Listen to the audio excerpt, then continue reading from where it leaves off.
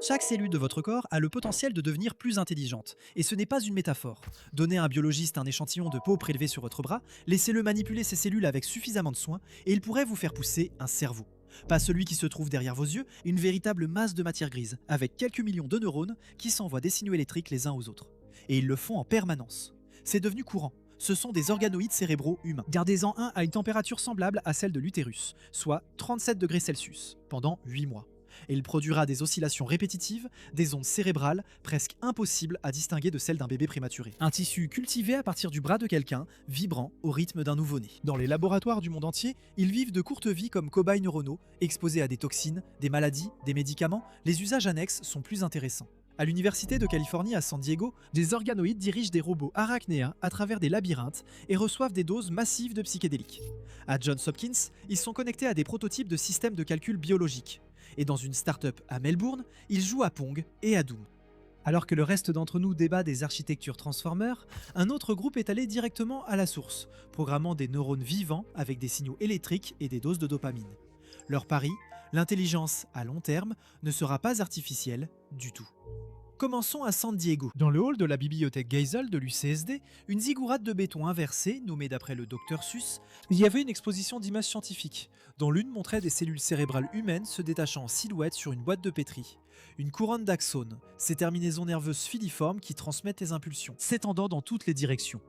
Comme pour entrer en contact, gardez cela en tête. À 20 minutes de marche, à l'Institut des cellules souches Sanford de l'UCSD, ils en cultivent des dizaines de milliers. Le laboratoire appartient à Alison Muotri, un biologiste du développement brésilien. Et d'après lui, la première chose que font les neurones, où qu'ils soient, c'est d'essayer de se connecter à la boîte, aux électrodes, les uns aux autres. Ce n'est pas quelque chose qu'on leur apprend, c'est ce qu'ils sont. Ils ont réactivé du matériel génétique provenant des fossiles d'hominidés pour cultiver des organoïdes néandertalisés et ont envoyé des charges utiles à la Station spatiale internationale pour voir ce que le rayonnement cosmique fait au tissu cérébral des astronautes. Mais le domaine qui lui tient le plus à cœur, c'est l'autisme. Son cas, fils de 18 ans, est autiste et a besoin de soins 24 heures sur 24. Et en cultivant des organoïdes à partir de donneurs autistes, y compris son propre fils, il cherche le moment où le développement neuronal diverge. Rien de tout cela n'est invasif. La peau fonctionne, tout comme le sang, les cheveux ou les dents. Prenez des cellules adultes, exposez-les à des protéines qui les ramènent à un état embryonnaire, et vous obtenez des cellules souches pluripotentes induites, qui peuvent devenir n'importe quoi. Des organoïdes de glandes lacrymales qui pleurent, des organoïdes cardiaques qui battent, ou des organoïdes cérébraux, qui, eh bien, c'est toute la question. Le développement du cerveau fœtal est, l'a dit un bioéthicien, une boîte noire. Presque tout ce que nous savons provient d'études sur la souris. Dans un organoïde, cela se passe à la vue de tous. Vous pourriez regarder des cellules en division s'assembler pour former un esprit. 86 milliards de neurones. Et voilà qu'une personne apparaît. Visuellement, c'est décevant, opaque, couleur morve, de la taille d'une graine de chien. Les cerveaux de Moultrie contiennent environ 5 millions de cellules, dont 2,5 millions de neurones, le reste étant un support glial. Il vous dira que c'est un cerveau d'abeille, ce qui évite les réticences dès le départ, puisque la recherche sur les invertébrés est exemptée de la loi fédérale sur le bien-être animal. Comme l'a dit John Evans, un sociologue de l'Institut d'éthique pratique de l'UCSD, personne n'a besoin d'autorisation pour torturer des mouches. Personne n'a besoin d'autorisation pour les organoïdes non plus. Sur le plan bioéthique, ce ne sont pas des personnes, même pas des animaux. S'ils atteignent la taille d'un cerveau de souris, cela change, mais personne n'est d'accord sur la limite à fixer. La question de la sentience n'est pas tranchée, et on peut soutenir que c'est impossible sans un corps et une expérience sensorielle du monde. Comme l'a dit Evans, si vous aviez passé toute votre existence dans un tube en verre, pourriez-vous même concevoir la conscience? Donc la première étape vers un organoïde conscient consiste à faire vivre des expériences aux organoïdes. Pour le cerveau, tout ce que vous avez ressenti, ce sont des impulsions chimiques et électriques. Alors Muotri en sort un de la gelée, le place sur une feuille conductrice de graphène et l'électrise. Est-ce que ça lui plaît? Il n'en sait rien. Ce qu'il sait, c'est qu'ils réagissent, ils se souviennent et finissent par anticiper. Pour lui, c'est la maturation. Pour d'autres, cela signifie que la matière vivante est programmable. Ce qui nous amène à Melbourne et à une grille de 59 carrés sur un écran. Chacun est une électrode dans une start-up de calcul biologique appelée Cortical Labs. Et sur chacune repose une minuscule culture de neurones humains vivants. Cliquez sur un carré, envoyez un signal électrique à 13 000 km de là, et les 59 réagissent en même temps. Dans les paramètres environnementaux, vous pouvez baisser leur température ou supprimer leur mélange d'oxygène et de CO2. Et ils meurent. C'est un véritable changement de paradigme pour l'informatique. Aussi mal que vous puissiez rater votre code, rien sur la machine n'est jamais mort. Les cellules souches proviennent du fondateur de l'entreprise lui-même et les cultures sont installées dans des ordinateurs biologiques élégants et blancs appelés CL1S. Chacun de la taille d'un grille-pain allongé, avec un système de survie maintenant jusqu'à 1 million de neurones en vie pendant 6 mois. Leur argument ? Devenir le Nvidia de l'informatique neuronale, matériel et neurone à la demande, avec une latence inférieure à la milliseconde. Les clients sont principalement des chercheurs qui évitent l'entretien des cultures au laboratoire, mais à long terme, l'entreprise pense que les neurones s'avéreront être un substrat économe en énergie et résilient pour l'informatique générale, y compris des tâches actuellement confiées à l'IA, comme la reconnaissance d'images. Le directeur des opérations, Brett Kagan, le dit simplement. Adaptabilité, longévité, autoréparation, faible consommation d'énergie, tout ce que vous attendez de l'IA, la biologie vous l'offre gratuitement. Il est également à l'origine de l'expérience dont vous avez entendu parler.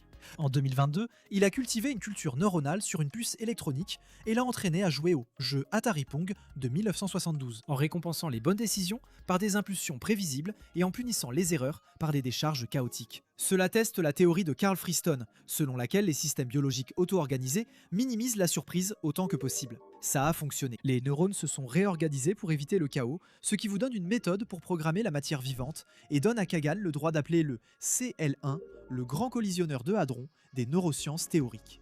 Ce qui est un peu exagéré. Il a été encore plus critiqué pour autre chose. Cet article affirmait que les neurones intégrés dans le jeu manifestaient une forme de sentience. L'IA automatise la création de contenu, la recherche et des flux de travail entiers, mais beaucoup investissent encore manuellement. Ils surveillent l'actualité, suivent les tendances et décident rapidement. Et cela aide à expliquer pourquoi des études montrent que 66% des investisseurs regrettent au moins une décision d'investissement. C'est pourquoi Mintos a attiré mon attention. Cela vous offre une façon différente d'investir avec Mintos, au lieu d'essayer de prédire ce qu'une action pourrait faire ensuite. Vous pouvez investir dans des prêts et toucher des intérêts. Le rendement est fixé à l'avance, les paiements pouvant être quotidiens. En tant que revenu passif, vous pouvez filtrer par rendement, risque, horizon temporel, pays et devise. Pour une configuration plus automatisée, Mintos propose aussi des portefeuilles automatisés. Le taux d'intérêt moyen actuel sur les prêts est de presque 11%, ce qui est vraiment élevé pour un revenu passif. Mintos est en activité depuis 2014, compte plus de 600 000 utilisateurs et est réglementé dans l'UE sous MiFID. Actuellement, en venant via notre chaîne, recevez un bonus exclusif pouvant aller jusqu'à 350 € pour un investissement à partir de 500 €. Cliquez sur le lien en description ou scannez le QR code. Des rendements stables, pas de surprise et en plus un bonus. Ne ratez pas cette occasion et bonne chance. La communauté a rechigné. Une réponse dans la revue Neuron les a accusés de détourner le concept. Mais Alon Leffler, un scientifique là-bas, défend la logique. Les cerveaux sont intégrés dans des environnements et réagissent en temps réel. C'est leur raison d'être. Et les neurones dans une boîte de pétri ne reçoivent aucun de ces retours. Donc, le jeu comble ce manque. Un jeu, dit-il, n'est qu'une version du monde. Pong est maintenant préinstallé sur leur cloud en tant que module Python déployable. Lancez une session de 2 heures et vous voyez les neurones s'améliorer en temps réel. Le plus long échange, 10 tirs précis. Depuis, ils sont passés à Doom. Les chercheurs eux-mêmes ne perdent pas le sommeil à propos de la conscience. La plupart se hérissent quand on en parle. Annika Teria, une chercheuse en organoïdes à Johns Hopkins, renvoie la question. La conscience est qualitative. Alors comment est-elle censée la mesurer sur un tissu flottant dans une boîte de pétri ? Commencez par la définir quantitativement. Son tableau blanc affichait des dizaines de criblages pharmacologiques à effectuer. La nature de l'esprit n'était pas à l'ordre du jour. Les philosophes acceptent volontiers ce changement. Tim Bain craint que les organoïdes ne deviennent des îlots de conscience, enfermés dans leur boîte de pétri. Jonathan Birch à la LSE dit que les problèmes commencent s'ils développent un tronc cérébral, qu'il considère comme le câble d'alimentation de la conscience. D'autres souhaitent des seuils basés sur le nombre de neurones ou la taille, mais cela s'effondre rapidement. Comme le souligne Evans, on ne peut pas défendre une limite à 4 mm lorsqu'il n'y a aucune différence moralement pertinente entre cela et 5. Heureusement, 5 mm, c'est justement la taille maximale atteinte par les organoïdes, de toute façon. Sans système vasculaire pour apporter de l'oxygène et évacuer les déchets, ils développent un noyau nécrotique et suffoquent. Ce plafond est en train de céder. À Hopkins, le nanotechnologiste David Gracias construit des artères artificielles biomimétiques. De l'autre côté de la ville, Katuria fait pousser des réseaux rudimentaires de vaisseaux sanguins à partir d'organoïdes endothéliaux. Le record de longévité de Moitri est de 3 ans, et il aurait peut-être duré plus longtemps si quelqu'un n'avait pas fait tomber la coupelle. L'objectif du toxicologue Thomas Hartung au centre Hopkins pour les alternatives aux tests sur les animaux est d'obtenir un organoïde d'1 centimètre. À l'échelle du cerveau de souris, rien à voir avec ceux de 500 micromètres qu'il a actuellement. Et il teste des systèmes de perfusion pour résoudre le problème du manque de sang. Hartung est un ancien humoriste de stand-up à la Bill Maher, ce qui explique son instinct pour les relations publiques. Sa femme, Lina Smirnova, dirige un laboratoire de neurotoxicologie là-bas.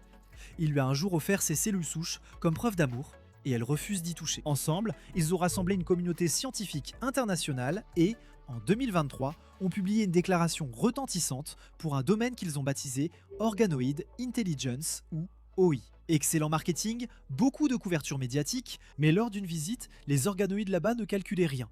Ils étaient exposés à des métaux lourds, les factures sont toujours payées par les tests de médicaments, et le chiffre que chaque chercheur répète, lors des essais cliniques sur l'humain, les médicaments neuropsychiatriques échouent environ 95% du temps. Dépression, Alzheimer, épilepsie, le pipeline est long et à sec, en grande partie parce que les tests se font sur des animaux. Jamais l'approche la plus pertinente sur le plan physiologique, juste la plus pratique.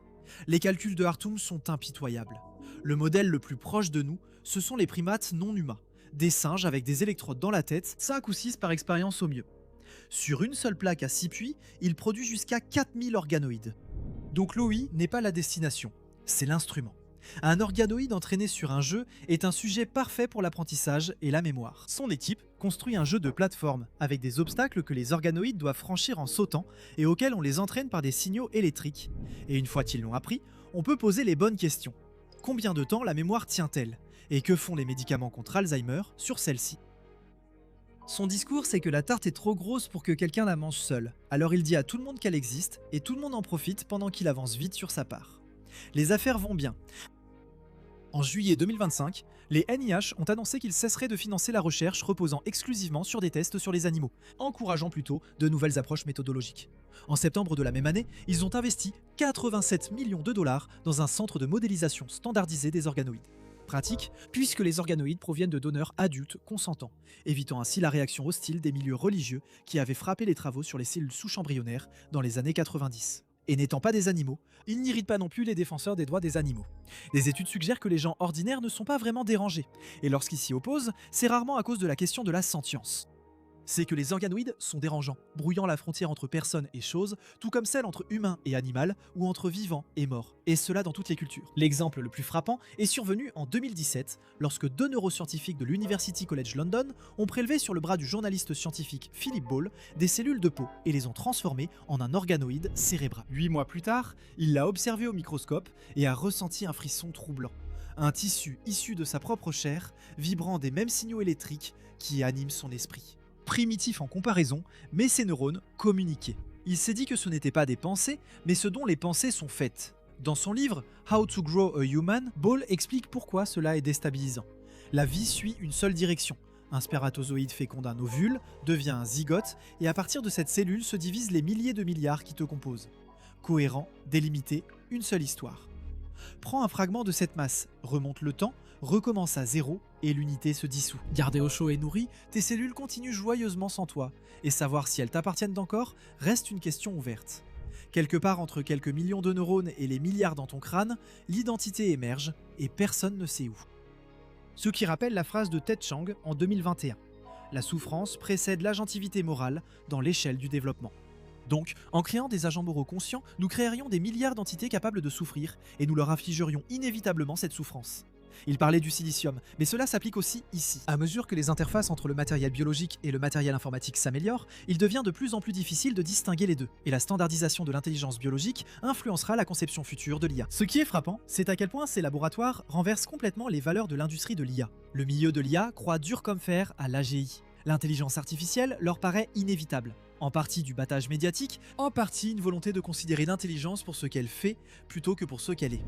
Comme l'a dit Evans, si ça cancane comme un canard, c'est un canard. Faites ce qu'un humain conscient fait, et la Silicon Valley appellera ça de la conscience. Les biologistes n'emploieront pas ce mot sans une montagne de réserve, car ils manipulent la matière brute de l'esprit au quotidien et savent à quel point c'est complexe. Cette collision sera stimulante. Il y a donc 2 voies. L'une est pavée de terres rares et de silicium, modélisant le cerveau de haut en bas à travers des réseaux neuronaux, à un coût financier et énergétique énorme.